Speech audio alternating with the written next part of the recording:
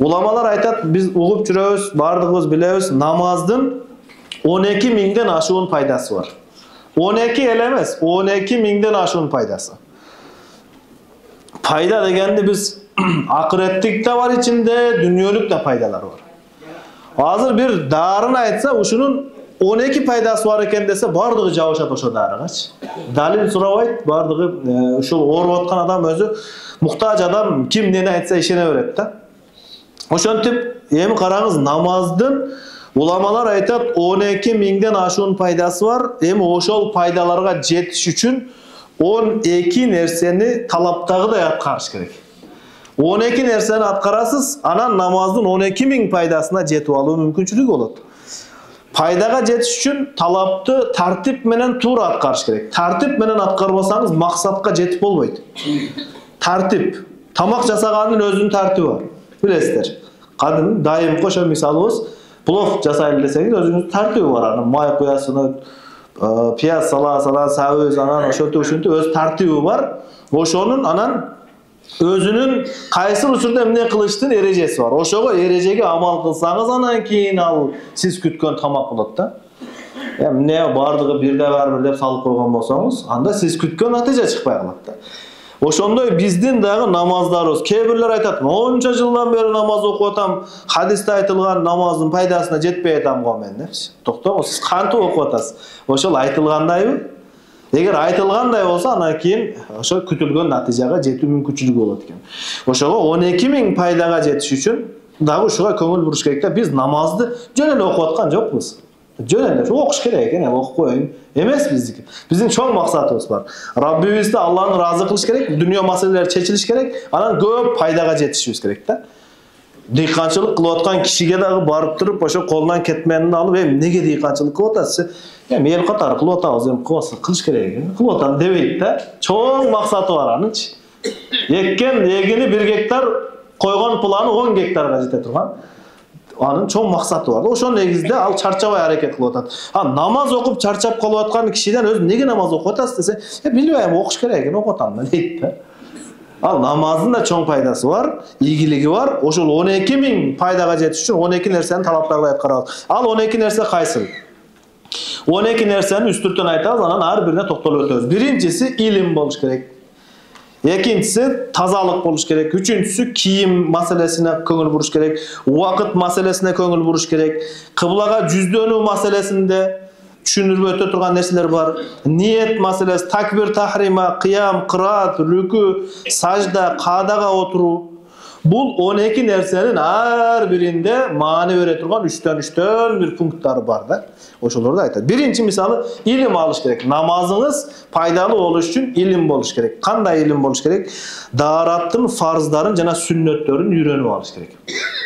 İlim maselesinde daharattın farzı sünneti. Farz degenim ne degen? Sünnet degenim ne? Şunu ayırmalap biliş gerek. Andan keyinki ikinci punkt olsa namazdın farz, vacip, sünnet, mustahab, makruhların toluk үйrөнüp, alarda ayırmalap bilүү gerek. Birinci daharattın ilimin, ikincisi olsa namazdın ilimin bilip alış gerek. Kaçan namaz buzulat? Kaçan buzulbayt? Balkim kebir uçurlar var, namazın buzuldu o dep oylayız, biro buzulbay kalgan uçurlar var. Kebir uçurlar var, buzulup deseng dagı buzulup kalgan uçurlar var. Oşul. Üçüncü nerse şeytandın namazdı buzuğa kılgan hareketlerin jana azgırуу jolдорун bilip alış gerek. Şeytan kantip azgırat namazda. Oyumuzga her nerseni salat. O esine kelbegen tuğan urug'uң, tanış dostlarың bardыгы namazga turganda esine kele berет go. Jogotup algan nerseň, oşo namaz içinde oylogongo özü ançalık bir kımmat nersebиz jok, bирок ойлоп ала беребиz da biz. Bir kişi aytkan eken, bir ulu alımdan, bir oliyadan soraşkan eken, namazda bir oyumuzga mınдай dünya kelebe depçi. Namazga otursanız oyumuzga bir nerseler kelip, dünyalık işler kelip, pikiriňiz çaçırayı dese, men namazda emes, namazın sırtında da dünya oyuma gelbeyt men degen. Nege dese, karasan namazın içinde oylana turgan namazdan da zarıl nerse var bu deydi. Oşol üçün şeytandın azgırık jolдорун үйрөнүp, namazdı kantip azgırat, oşonu bilip alış gerek eken. İlimde uşul üç nerse. Emi tazalık, Köngül buruşubuz kerek bolgan ekinçi nerse tazalыкta 3 masele var. Birinci masele daharatda suunu öte köp dagı öte az dagı emes, kereginçelik sünnetke layık koldanуу. Namazın paydasına jetiş üçün daharattagı suunun ısrap boluşu je ödele önömdep jiberiünde tasiri var. Kebirler var öte ekonomistinde az suunu açıp alat da sürtüp denesine eптеп жеткизет. Бул да туура эмес. Je şarылдатып suunu agызып туруp андан кийин даарат алат. Бул да туура эмес. İsraf kılsa adamın жашоосунан береке кетет. O israfkerçilik menen alıngan daarat al öte bir koz namaz okuganga bizge şart düz bere alбай калат da. Oşol üçün ekinci nerse dene müçölörün günöөлөрдөн saqtaş kerek. Tazalık dese beti kolunu juusan gana bolu taptaza emessin. Dene müçölördü günöөлөн da saqtaş kerek namazın paydasına jetiş üçün. Kebir adamlar var. Жақшы namaz okuyup, tahajjud okuyup, oroza tutat, bardığını atkarat dagı günödön saqtanbagan sebepten oşonun barın karele jogotуп ala berет da. Misalı gıybat kıldın, çağımçılık kıldın, söz taşıdın, uşak kudun, başka birinin артынан süylödün, bu kılgan işin toptogon жақшылыктарың bardığını juup kete berет da. Bir kadam aldığa, iki kadam arkaga taşlap jüre berет da.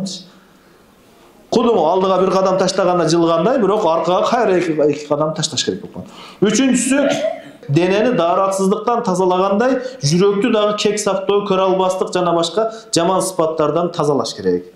Namaz okup atkan adam emi misalı karаңыздар bul namazda adam balasının Allah Taala dene müçösüne köngül burat, ibadat kılıp atat. Oşonu menen birgelikte negizi köngül burula turgan jer al jürök bolot da. Hadis var Allah Taala sizlerden dene müçöңөрgө, dene kelbetiңерге, ana байлыгыңарга карабайт. Allah Taala sizlerden jürөгүңөргө жана жасаган амалыңарга карайт дейт. Эми jüröktө кандай, канча жылдык кектер бар мисалы. Бирөө сизди капа кылган, ошого дагы гана мүмкүнчүлүк издеп жүрөсүз да, бирөө чалып алыш керек эле. Биздин сөздөрүбүз дагы ушул кек сактаганды ачык эле билдирип турат да. Бирөөдөн капа болуп калып, же бирөөдөн бирдеке сурасаңыз бербей койсо, көрөбүз эртең. Бизге дагы бир биз жактан да күн чыгып калар дейт го.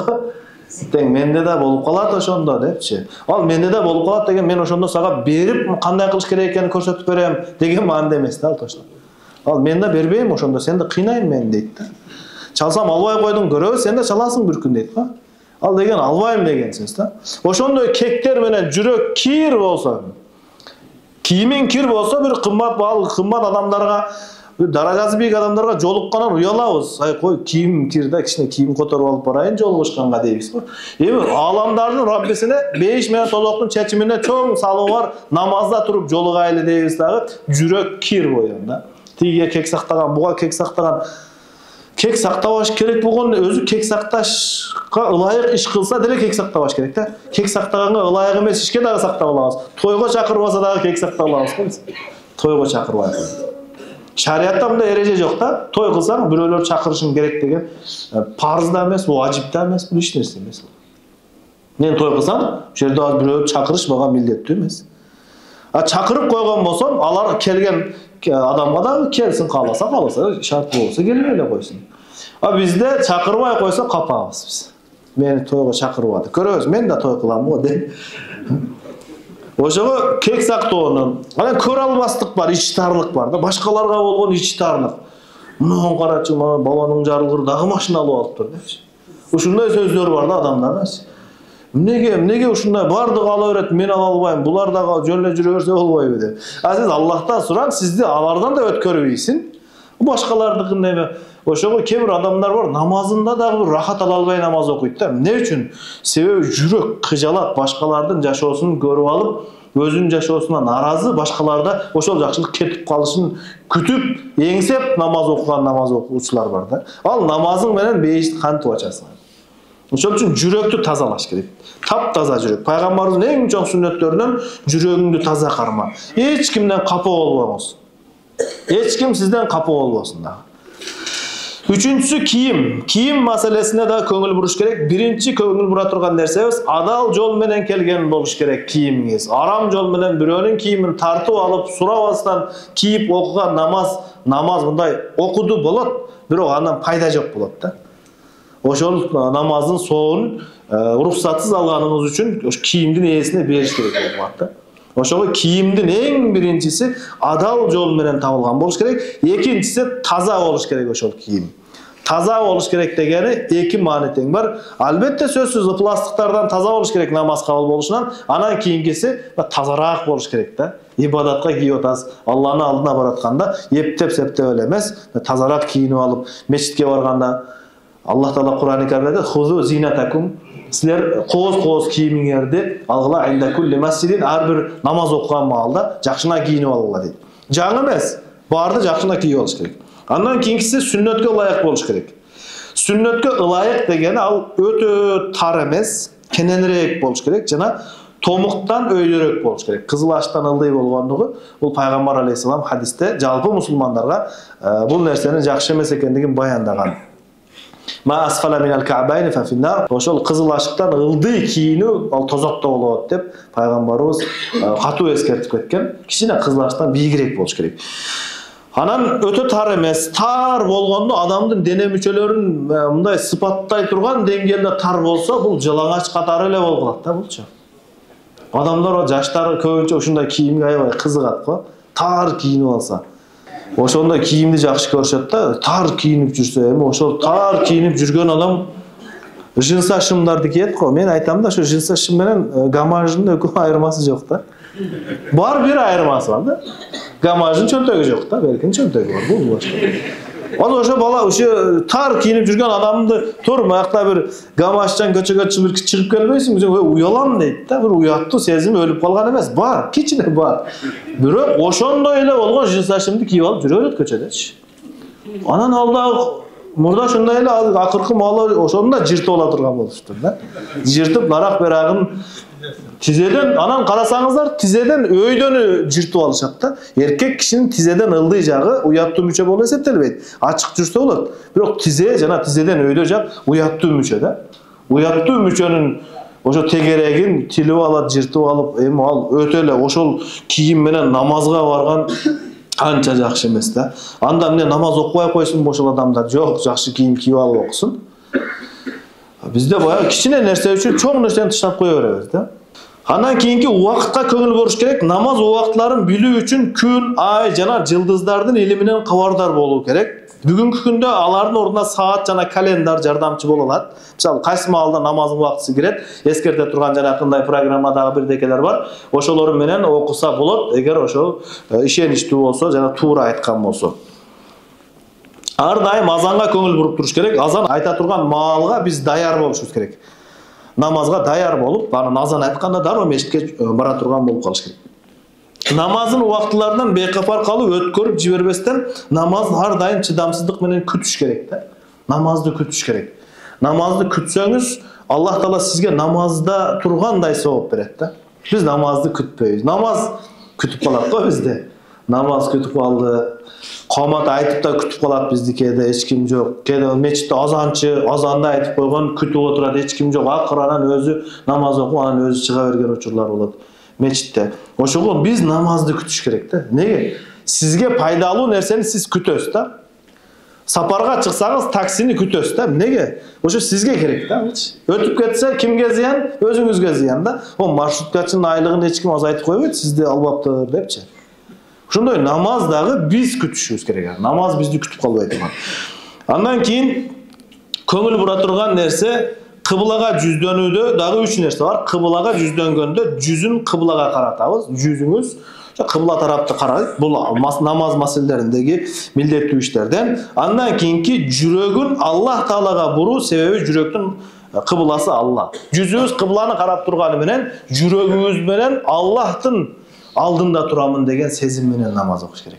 Алла мени көрүп турат. Азыр бирөө кана бир эки рекет намаз окуңузчу, туура окуйсузбу, ката окуйсузбу? Бир камерага алып коёйн десең, кандай окуйт да?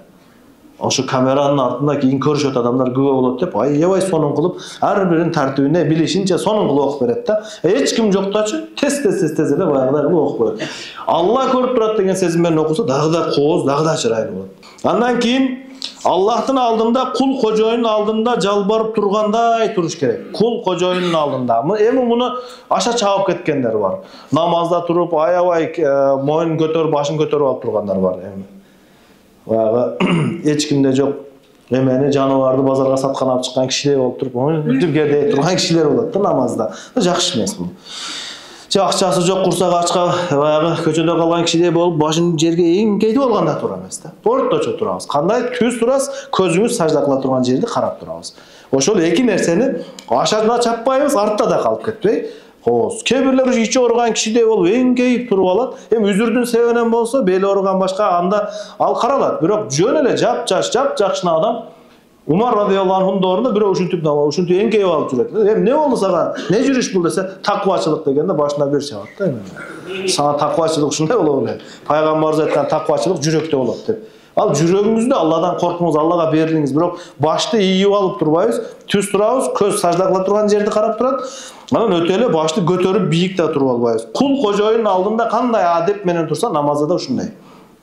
Алтынчысы ниет. Ниет кылганда үч нерсеге көңүл бурабыз. Кайсы намазды окуп жатканын билиш керек да. Бүткөндөн кийин жаныңдагыдан сурабаш керек да, кайсы намазды окудук азыр. Пешин беле асыр беле депчи. Анан бул намаз кандай болду? Караңыз, баягы кайерге барарын сурабай эле таксиге отуруп алган кишидей болуп калат да булчу. Каяка барып атат, не болуп атат? Кайсы намазды окуп атасыз? Аллах Тааланын алдында турамын, Аллах Таала мени көрүп турат деген сезимде болуш керек. Алла мени көрүп турат. Алланын алдында турам деген сезим менен намаз окуш керек. Дагы кээ бир уламалар айтат, ушул менин акыркы намазым болду, мындан кийин намаз окуганга мүмкүнчүлүк жок деген сезим менен окусаң, аябай сонун жакшы болуп намаз окуйсуң ошондо. Андан кийинки үчүнчү нерсе, Аллах Таала жүрөктүн абалдарын билет деген сезим менен. Алла жүрөгүңүздө нени ойлоп атасыз, бардыгын билип турат да. Не сезим келди? Сахабалардын бириси намазда турганда ошол бышып турган курма бактагы мөмөлөрдү карап туруп, канчанчы рекет окуп аткандыгын билбей калды да намазда. Анан дароо намазын токтотуп, ошол бакты баштан аяк бышып турган мөмө, эми мындайча айтканда сатууга даяр болуп калган товардын бардыгын Алла жолуна садака кылат. Эмне үчүн? Намазда турганда менин оюмду алек кылып койду. Эми элестетиң, эгер биз оюбузду алек кылган нерселерди садака кылып берсек, көчөдө калабыз, анда бардык нерсени беришке туура келет. Анан кийин такбир тахрима, Аллаху акбар дегенде, Аллаху акбар сөзүн туура айтыш керек.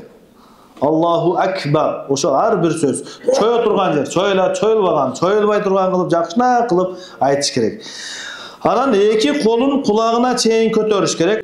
Кол көтөргөндө толук кулактын тушуна чейин көтөрүш сүннөт болот. Мынагу бармактардын кулактын жумшагына тийиши мустахаб болот.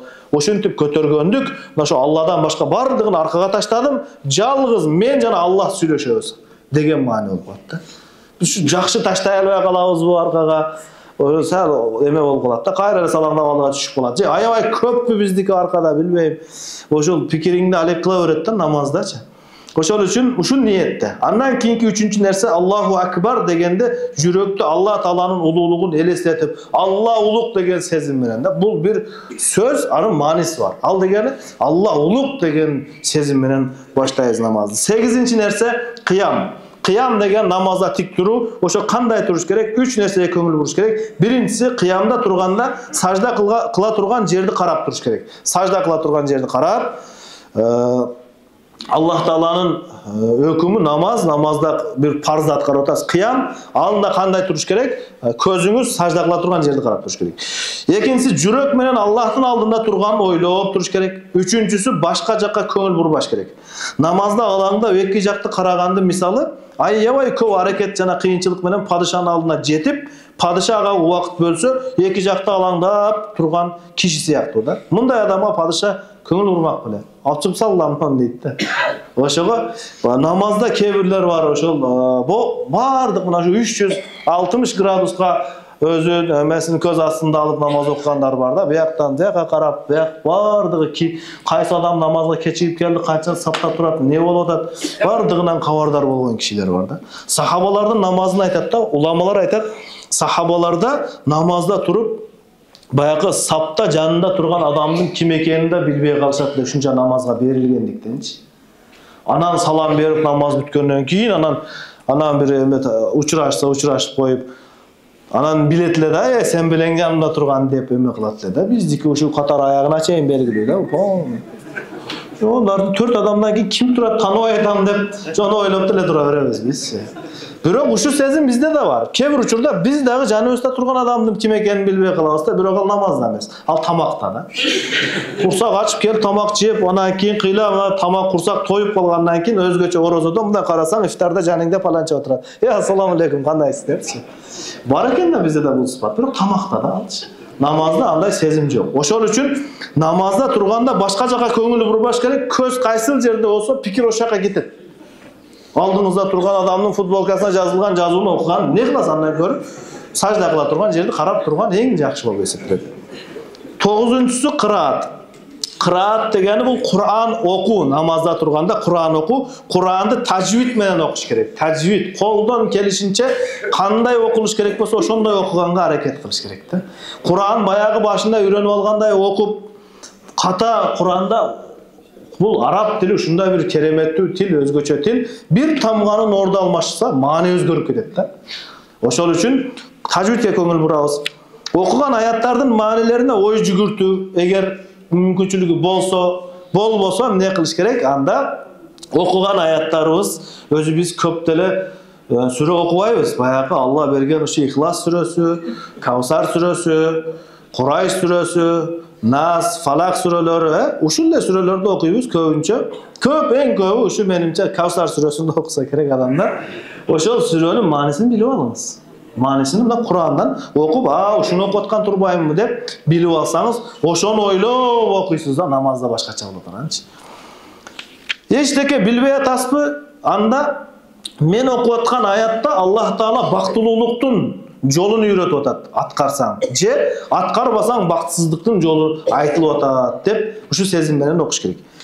Андан кийинкиси окуган аяттарга анан амал кылыш керек. Окуган аяттарыңызга амал кылыш керек. Ияка набуду ва ияка настаин. Алла сага гана сыйынабыз, сенен гана жардам сурайбыз дегенден кийин Алладан гана жардам сурап, Алладан гана бир ибадат кылып, Аллага гана кайрылып ушул жашообузга алып келебиз, дал келтиребиз. 10-нчусу рүкү. Рүкү дегени рүкү кылганда белин жана башын түз кылуу. Ушуга көңүл буруп коюш керек. Бел анан баш түз болуш керек. Бул рүкүбүз. Пайгамбар алейхиссалам буга өтө көңүл бурат эле. Рүкүсүн туура эмес кылган адамга айткан, бар намаз оку. Намазың болбой калды сенин депчи. Rüküde köngül bur. Kebirler rükü kılat, uşul başı jerge tigiçe enkey bolat da şundayçı. Enkey kollar mında çıkıp bolat. Rüküde kolunuz da tüz bolsun, takımınız, butunuz da tüz bolsun, tizeni bekem karmağınız, baş menen bel tüz bolup kalsın. Uşunday tüzleş gerek. Andan keyingisi koldun mancaların kenen açıp tizeni bekem karmaş gerek. Tizeni erkek kişi tizeni bekem karmap koldun mancalarını açıp şuna turuş gerek rüküde. Rüküde aytılıcı tasbihlerdi Allah'ın ulukluğun cürekке alıp aytış gerek. Rüküde kaysı tasbih aytılan? Subhana Rabbiyal Azim. Allah menin ulu Rabbim al ayıp kemçiliklerden taza degen de bulçu. Oşonu aytıp atqanda şunu eski alış gerek. Göv aytıp taşta degeni Tuğra köp ayttınız, bирок maanisini düşünbödünüz, özüңүздө düşüngөн жоксуз, sizin aytkan oğzunuzdan çıkan sözü perişte de düşünböy turgan kılıp, subhanallah, tez aytıp deyt de kebirlerçi. Janыңda ол bulup kalat da emi. Tez aytış talap mes. Sonun kıl çıraylı oldu. Subhana Rabbiyal Azim. Bardığını şunun maanisine o jügürtüp aytatkemiz. 11'incisi. Manisi, menin ulu Rabbim ayıp kemçiliklerden taza degen manide bulçu. Anan sajda kılуу. Sajdada ne kılabız? Eki kolun, eki kulağının tuşuna koyuu. Kollar kulaktın tuşunda. Bunda öyle ıldıda da kulaktın tuşunda olsun. Anan kenenlikte de kulaktın tuşunda olmuş gerek de. Uşunday. Genen koyup alsanız, farz namazda canınızda adam kıynalıp kalat. Bu sünnet emez. Sünneti kulaktın tuşuna koyuyoruz. Şu betinizin kölömüne jaraşa olur. Oşol kenenirek koysa oldu. Bolot eğer beti kenenirek olsa, oşol olay koyup alsa olur. Bolbosa şu betingizge layık ele koyup alasın. Andan kийинкisi çıkanakların jerge tiygizbey kötörüp turuş gerek. Oğru je üzdür sebepten bolsa ruhsat. Bunu çıkanaklar erkek kişi sajda kılganda jerge тийбей turuş gerek.